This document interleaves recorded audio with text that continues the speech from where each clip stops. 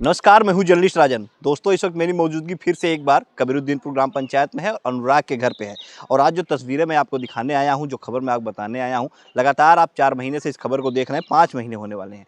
लेकिन अभी तक से परिवार को आश्वासन पे आश्वासन मिल रहा है। तस्वीरें अगर हम दिखाएं तो देखिए, चिलचिलाती धूप है और चिलचिलाती धूप में अगर हम इस घर पर रिपोर्टिंग करने पहुंचे हुए हैं तो इसका भी एक कारण होगा, क्योंकि अब इस धूप में इस मकान, ये जो मकान आप देख रहे हैं जिसमें अनुराग का परिवार रह रहा है, इसमें किस तरह से रह रहा होगा, क्योंकि इस परिवार को आवास मिलने की बात कही गई थी घटना के बाद से, लेकिन आज तक आवास भी नहीं मिल सका। वहीं दूसरी तरफ अगर तस्वीरें दिखाएं तो वो मकान देखिए, जो पीछे दिखाई दे रहा है वो लालता का वही मकान है जो आज भी मुंह चिढ़ा रहा है प्रशासन को कि आप मेरा कुछ नहीं बिगाड़ सकते, जिस पे तहसीलदार ने खुद जो है नोटिस चस्पा कराई। लेकिन आज अभी 4 महीने से ज़्यादा का समय हो गया, 5वां महीना चल रहा है, लेकिन अभी तक उसको ध्वस्तीकरण करने का, उसे गिराने का कोई आदेश जो है वो तहसीलदार के कोर्ट से नहीं आ पाया। लगातार उसमें तारीख पे तारीख चल रही है और अब अगली तारीख जो है वो 2 अप्रैल की पड़ी हुई है। 2 अप्रैल को सबको फिर से उम्मीदें लगी हैं कि शायद 2 अप्रैल को उस मकान को गिराने का जो है कोई आदेश जो है आ जाए। लेकिन आप समझ सकते हैं किस तरह से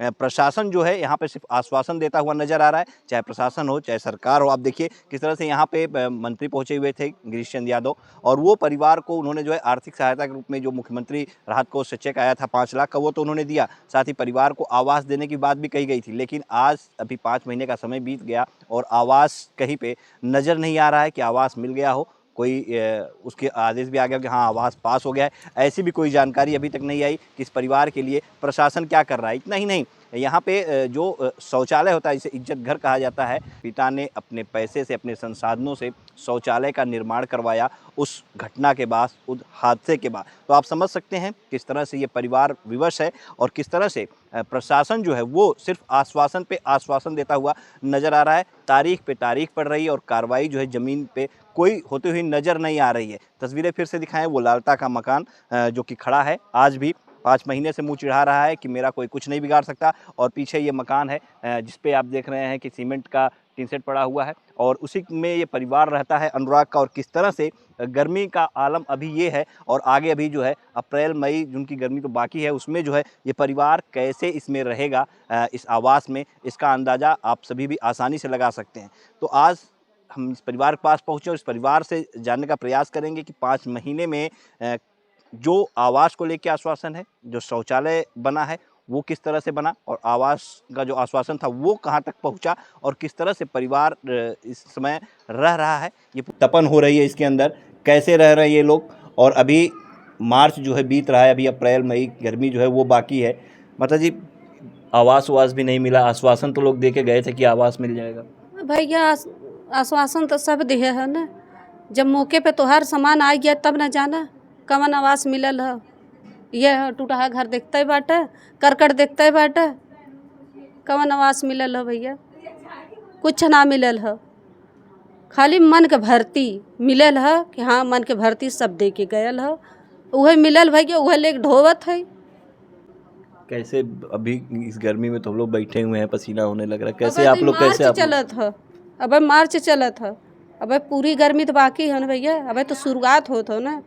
अप्रैल तपी, मई तपी, जून तपी, जुलाई तपी, कतो बारिश होए तो हल्का फुल्का तनी नमी होए, नहीं तपन में कैसे रहल जाला। अब हम ही लोग जाने थे, मुसीबत जेकर ऊपर रहल है तो वह समझल भैया, सब ना समझल। हमरे तो ऐसी कूलर बा ना भैया, पंखा मिल गया वह मुश्किल है। अच्छा चाची, ये शौचालय वौचालय बड़ी सरकारी पैसा बना कि आप ही लोग जो है बनवाए पैसा आप ही भैया हो सरकारी पैसा ना मिलल बा, नहीं घरे वाले मदद करें हैं, उन्हीं लोग बनवाएन हैं। ये घटना के बाद केहू के जवन है कि सरकारी पैसा ना मिलल है। देखिए, अजीब विडंबना है, घटना के बाद जो है इस परिवार को शौचालय मतलब इज्जत घर मिलता है, इज्जत घर ये लोग बनवाते हैं, जिसे योगी जी कहते हैं कि इज्जत घर, मोदी जी कहते हैं कि इज्जत घर।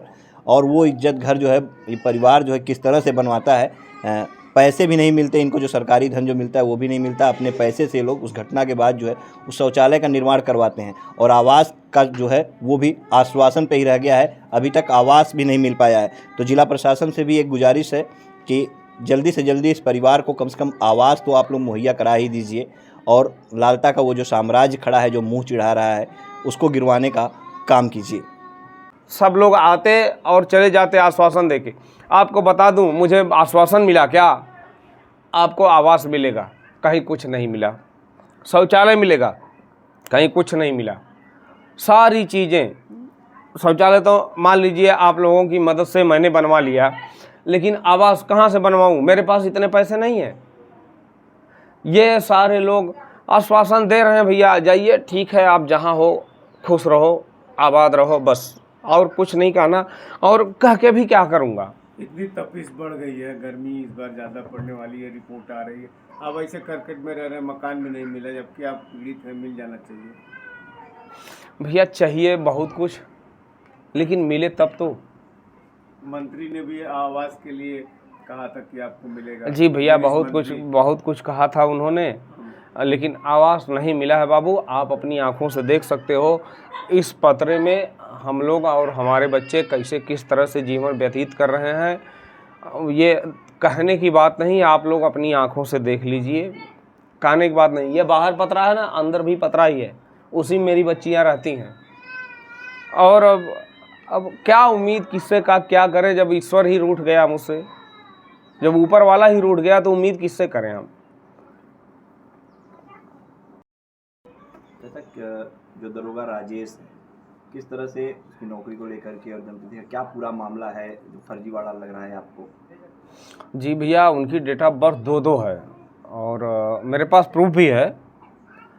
अब हालांकि मैं कमज़ोर आदमी, मैं कुछ कर नहीं पा रहा हूँ, लेकिन उनकी डेट ऑफ बर्थ 2-2 है। मैं आपको प्रूफ भी दिखा सकता हूँ और उसके लिए हमने एप्लीकेशन भी डाला है।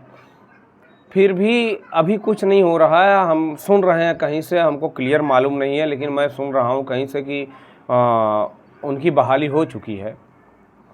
तो ये 2-2 डेट ऑफ बर्थ कैसे हो जाती है? और उनके भाई की भी डेट ऑफ बर्थ सेम है। अच्छा, मतलब राजेश की और रमेश की दोनों की जी, जबकि 6-7 साल का अंतर है, लेकिन फिर भी सब सेम है भैया। समर्थ को नहीं दोष गोसाई, जो समर्थ है उसके लिए कोई दोष नहीं है। समर्थ को नहीं दोष गोसाई, ये तुलसीदास जी ने लिखा है कि समर्थ के लिए कोई प्रमाण नहीं है, कोई कुछ नहीं है। तो आप जैसा भी चाहते हो भैया आप लोग करो, मैं गरीब आदमी क्या कर सकता हूँ। इसकी शिकायत आपने कहाँ की है, कब की है? जी मैंने मेरठ के IG DIG के यहाँ शिकायत किया है और यहाँ अपने कप्तान साहब के यहाँ भी ऑनलाइन सारी चीज़ें मैंने शिकायत की है और उसका जो है प्रूफ भी है मेरे पास, लेकिन मैं कुछ कर नहीं पा रहा। आप समझ लीजिए, मजबूर आदमी हूँ, मैं कहाँ दौड़ूँ, कहाँ जाऊँ।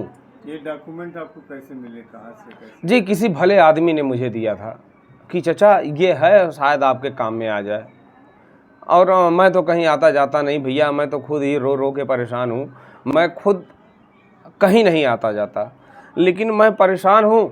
और किसी भले आदमी ने दिया था और उसने कहा था कि चचा शायद ये आपके काम में आ जाए और भैया को न्याय मिल जाए।